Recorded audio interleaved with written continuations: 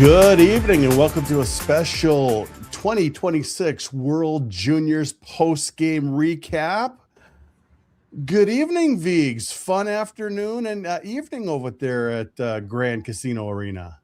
Yeah, I've been waiting for years for the World Junior to come to Minnesota. So here we are. I'm up in the press box at Grand Casino, and a nervy game at times for the U.S., but they came out on top 6-3 tonight. They did come out on top. I was chatting with you a little bit during the game. I'm like, Bob's probably happy with the result, obviously, happy with the offense, maybe not so much with the defense in the second period, turnovers, things like that. Yeah, I think Bob was just happy that they were able to overcome their mistakes. I think you get in a tournament like this, if the mistakes start happening like in New Year's Eve against Sweden after not seeing any mistakes, that's a time where you get really nervous because then you'd go into the quarterfinals with gaps in your game that you haven't seen.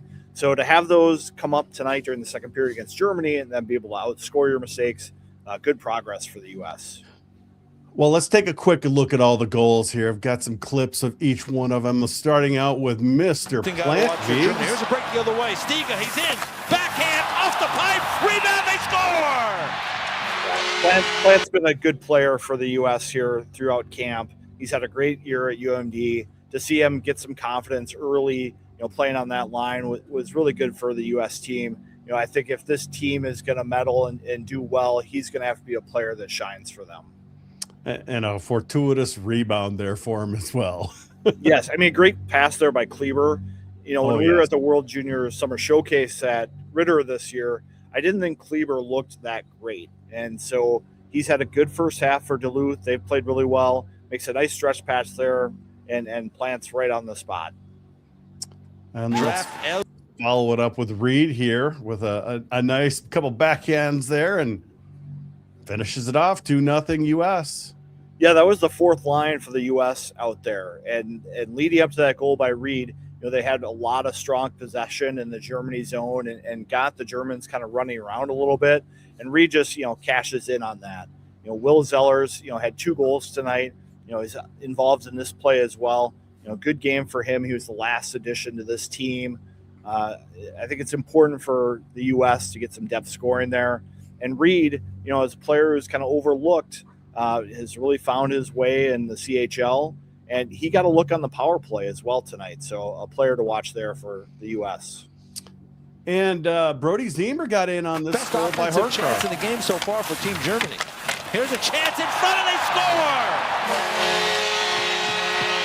Horkoff! Nice setup by Ziemer and Horkoff there. Yeah, I mean, that's just how you draw up your forecheck. Hagens comes in, aggressive F1, spills the puck over to Ziemer. Ziemer gets it, and right away he finds Horkoff, coming in the zone as the third guy. Jess Myers was asking Ziemer after the game, it's like, you're going to be playing against Horkoff here 4 times coming up real quick. Is it funny playing again with him here? And Ziemer's like, to be honest, you just see that blue sweater and it's one of your guys. You're going to try to put it on his tape. And then Germany comes right back, makes it 3-1. They eventually make it to 3-2. So it was an interesting game by that point. Yeah, I think during the game, things started to slip away from the U.S. They were putting pucks south. I didn't think they were playing very direct. That's something that the Motzko and Mooney both talked about in the post game. Is you can have some of that to your game and get away with it, but really you do have to play smart hockey in these tournaments. And you start coughing up pucks to any team in this tournament, they're going to make you pay. And I don't know if the U.S. got particularly strong goaltending tonight, but certainly Germany got back into the game with those. We got Tucker here saying, how many of these guys can Bob poach to come on over to the Gophers? I saw people joking that Reed would be a great addition for the Gophers for the second half. I doubt that's going to happen. The CHL has been very good to him, and you got to play the long game with some of this stuff and maintain good relationships.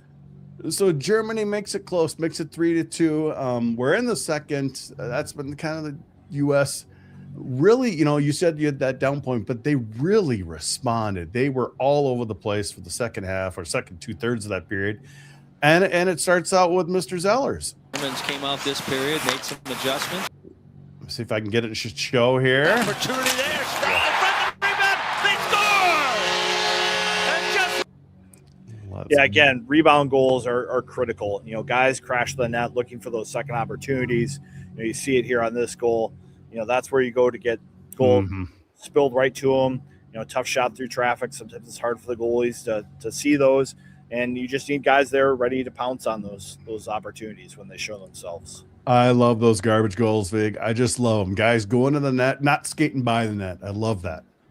Yeah, you got to stop at the crease and see what's there. I wish we'd see the Gophers do that more often as well. And then Will Zellers comes right back again. Good chance from the high slide, and they score! So a big night for Zellers, and he was just added to the squad, like you said. Yeah, nice crossing play there on the rush. You know, back up the Germany defense just a little bit, create a little bit of a screen again, and then good shot. You know, Zellers was a kid who didn't play high school hockey. You know, he played a lot of elite teams growing up, played for Shattuck St. Mary's, and, you know, has gone straight here down to North Dakota. So kind of a unique path for him. He hasn't played in here as a high school player, so he was looking forward to it. He said he went to a lot of high school tournaments here, but didn't really pick a path where the Excel would be on his schedule. Not your typical, you know, Minnesota path, as we would say. Yep, everyone has their own path. And then we've got Mr. Iserman here. Again, there's a shot. And that one is in. And that one is in because Iserman was robbed about, 15 seconds before that, Figs? Yeah, just an outstanding play. And from my viewpoint, I couldn't quite tell if that one went in right away or not. It was almost like there was a delayed horn here at Grand Casino as well on that shot. I think for the U.S. to be dangerous in this tournament, there's that save. There's the Look save at that right there. save. Crazy. What a great save. I think for the U.S. to be dangerous, you know, Iserman's going to have to be one of those players that gets hot here. I didn't think the USA power play looked particularly strong in this contest. You know, they often say in a short tournament like this, you have to figure out your special teams. I think power play is an opportunity for them to learn a little bit more as we go forward. So the Gophers, Zemer had an assist tonight. I saw him out there quite a bit. And then, you know, LJ Mooney was out there quite a bit. You know, starts off with a big block, hurt his hand, something along those lines. His first shift back, he gets a holding call. Or holding call for Team USA. So he returned to the ice pretty triumphant there. Yeah, I'm sure Gopher Nation kind of held their breath for a little bit as he went down the tunnel. Yes. Came out. You know, he looked like LJ Mooney out here for USA. He had a lot of jump in his step. You know, his first couple shifts, he had rush chances. He was almost too fast for his line mates, you know, at times. You know, he brings a lot of energy to this lineup. With Connolly getting hurt, missing the tournament, you know, there's an opportunity for Mooney to elevate. You know, this is one of those mixed age teams at the World Junior where you have, you know, two age classes coming together. And so for Mooney to be in this group is important for him. You know, he missed last year with injury. So he's looking to make a name for himself on this stage. Oh, boy, I'm just looking at a couple comments on Max Veach. Nobody cleans up like the Minnesotans do. Thanks for watching, Max. We appreciate you watching live here. More on Mooney. I noticed him out there on the power play quite a bit. I thought, you know, Bob was putting multiple power play units out there quite on purpose just to test different things. Yeah, you know, he's still trying to figure it out. It's a short tournament. I also noticed that Mooney got on the penalty kill with Plant, and that is something I think to look forward to in the tournament. You see so many programs now having this kind of power kill where you're trying to get guys who can go the other way and really scare power plays on the other team. It'll be interesting there. I think we also saw Stiga with Zemer on the penalty kill. So both Gophers getting roles on special teams. And a lot of line tweaking. You were mentioned, you're tweeting at the end of the game as well. Yeah, third period, it seemed like they were mixing up D pairs. They were mixing up forward pairs, just trying to get some things on film, I think, to go forward with. You know, this is such a short tournament. You want to figure out your chemistry and your options early. I saw, you know, some guys, you know, Mooney was taking draws on the power play as well, something we've seen for him at Minnesota. That's something to watch as this tournament goes on as well. What else happened there today, Viggs? We had the Sweden just get by Slovakia 3-2. It looked like an interesting game. Yeah, I think a little bit scarier than Sweden would have liked. Yeah. Watching that game, it seemed like the Tre Kroner were in control of that one, but they were having a hard time extending their lead and pulling away from Slovakia. And then, just like tonight with Germany, you get a couple goals and you get some opportunities to make the game tight.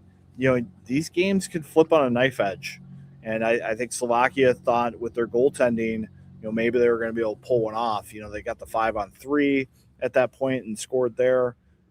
So I do think Sweden's one of the favorites in this tournament, and that New Year's Eve game against the U.S. is going to be a must-watch for the World Junior this year. We kind of talk about a little bit. How do you feel about the attendance? I believe they announced over 14,000, something like that, for the attendance at Grand Casino Arena this evening. Yeah, the lower bowl is pretty full for this game in the club section. They didn't sell the ends of the rink for this game in the upper level, but you did see people fill it in there because those are some great spots to watch hockey. But I thought pretty good crowd, pretty good atmosphere. There was definitely a little bit of a beating of the traffic that happened in the third period is going to happen in a 6-3 game and, a tournament that's going to be 2 weeks. And, there's a lot going on. Aren't there some packages for all games? I thought I remember. So maybe some people left early. Hey, this game's done. Maybe we'll go over to see, Canada and Czechia. Definitely true. I saw some media even take off after the second period to get over to Mariucci to watch Canada, because I think that's a tight game that's going on right now as well. Czechia just tied the game at 2. Yes, the crowd over at Mariucci is not as strong as you would have expected. It's not, but it's not too bad. The ends, the ends. I've got it up over here. The ends looked a little dead. I'd be curious to see what's going to be when Canada plays Finland. Yeah, Canada usually travels pretty well for this event, but I think it's down a little bit this year. Maybe they couldn't get in the country. There is some spite going on there, probably. Earlier this afternoon as well, we had Finland looked like they were. Oh, look at that! Finland looked like they were on the power play most of the game against Denmark. Yes, Denmark kind of played better in the second half, shut it down. They weren't getting outshot 20-2 like they did in the first period, but Denmark just didn't have much coming into that game, at least not to start the game. Yeah, the Danes are probably a team that's fighting relegation in the tournament this year, and Finland's a strong team, as we saw from them in the World Junior Summer Showcase. They're a very strong competitive team. These Scandinavian teams are tougher than they used to be. Let's put it that way. Do we miss Russia? Certainly, I miss them as a hockey opponent. There's always a lot of talent in Russia. Obviously, a lot of politics with that. And a lot of politics. It makes the tournament stronger when they're in it. It does. Hockey-wise. I mean, Bob loves to talk about who was the best player in the tournament 2017 when they won gold. Kirill Kaprizov. Yep, and I was thinking back to the first time I kind of got interested in the World Juniors when Eric Lindros was Canada's talisman, Peter Forsberg for Sweden, and Alexei Kovalev was the player for Russia in that tournament. Oh, my goodness. He was one of the most dynamic shooters in the world at the time.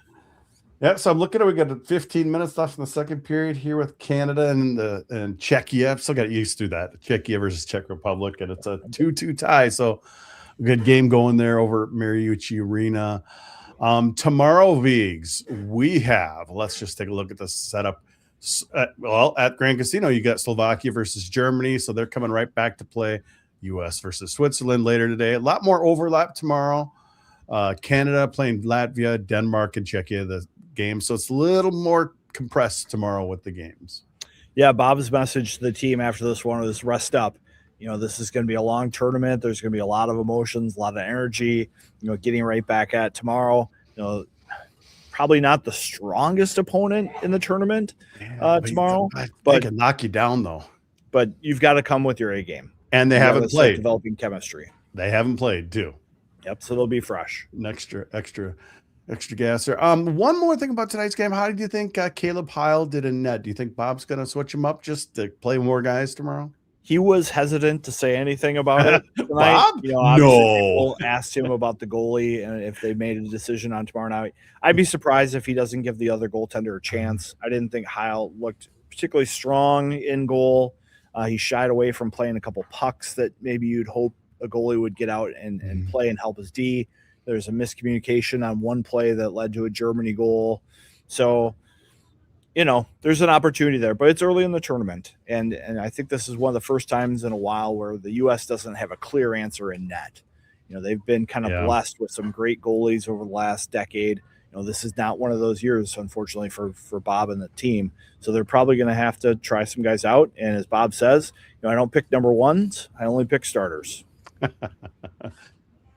How was the day for you? Was it a fun experience? Obviously something new covering a World Junior tournament. Yeah, it's nice being at a place where where everything is. True. Things are a little bit different. The mixed zone is definitely an interesting thing about the international event. The players kind of filter in. There's a rope line that the U.S. players kind of said, well, we know all these people, so they kind of intermixed a little bit more. Okay. I imagine when you get some of the more international teams, they stay behind the ropes. But a lot of familiar faces here for this event. I'm looking forward to it. All right. Back at it live tomorrow, you think? Tomorrow evening, around the same time? Yeah, around the same time. The other interesting thing that came out of the post game was Bob was asked about Brody Zemer as captain on this team. I think some people thought maybe there's some home cook in there, and Bob was real upfront. He's like, the players picked the captains, and the players really rallied around Brody and wanted him to wear the C. He had individual conversations with all the returning guys to kind of get their perspective on it and handing out the leadership. And Brody definitely seems comfortable wearing the C. Some guys, when they get put with that little extra part of their jersey, it weighs heavy. And I don't think it's that way at all for Brody. And, he was there last year, won gold last year, had a pretty good tournament last year. And you know what? Some of the players might think, hey, this is hometown. Let's give this kid a little boost here. So, yeah. And I think he's had some good moments here with the Gophers in the first half. He's definitely finding some chemistry on the power play with LJ Mooney. So it'll be interesting to see in the tournament as it goes forward who he ends up playing with. I don't think we've seen the end of line juggling for USA. The other big thing I noticed is Cole Hudson played a lot of hockey tonight. I think he was well over 20 minutes. So it'll be interesting to see how that keeps up throughout the tournament. Yes, there's days off, but it's not like you don't want to play them more than that in a game until you get to the medal round or quarter, semifinal type of game. But what we've seen with Quinn Hughes, sometimes you have these elite skaters, they don't get as fatigued as maybe a heavier footed player with their minutes, because they can just glide around out there and eat up the ice time as they want. And it's adrenaline. They're young. I mean, when you look at the state hockey tournament, you see guys out there for more than 30 minutes. Sometimes you have forwards out there more than 30 minutes when you watch the state high school hockey tournament. The pace is a little bit bigger at the World Junior. A little bigger, but the pressure. I definitely think in defense, the pressure's still big, and it's still obviously a huge stage for those kids. So it's, but like I said, they're young. So it's good that they're young. You wouldn't want to do this to some of the older guys. So exactly. All right. Well, let's look forward to tomorrow then, Viggs. Sounds good. Thanks for following along with us, Gopher Nation, as we embrace the big nation. All right. See you, gang. We'll catch you tomorrow night around the same time.